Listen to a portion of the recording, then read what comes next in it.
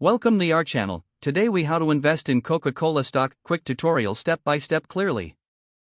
Begin by researching Coca-Cola's current stock performance and market trends. Visit financial news websites or stock market platforms to gather important data. Understand the fundamentals of Coca-Cola as a company, including its revenue, profits, and market share. Open a brokerage account if you don't have one already. Choose a reputable online brokerage that suits your investment needs. Complete the registration process and link your bank account. Once your account is set up, log into the trading platform. Use the search function to find Coca-Cola's stock ticker symbol, which is KO.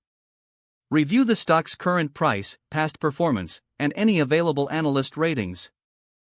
Decide how much money you want to invest in Coca-Cola stock. Consider purchasing a whole share or a fractional share if your budget is limited. Select the type of order you want to place, such as a market order or a limit order. A market order buys the stock at its current price, while a limit order allows you to set a specific price. Confirm your order details, ensuring everything is accurate. Once you are satisfied, execute the trade. After your purchase, monitor your investment regularly. Keep an eye on Coca-Cola's financial reports and news updates. Consider setting alerts for significant price changes or company announcements. Review your investment strategy periodically to ensure it aligns with your financial goals.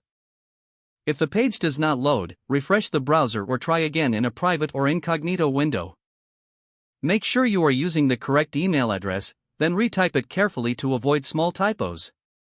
If your password is not accepted, use the reset option and create a new strong password you can remember. Check your spam folder for verification or security emails, then complete any requested confirmation steps.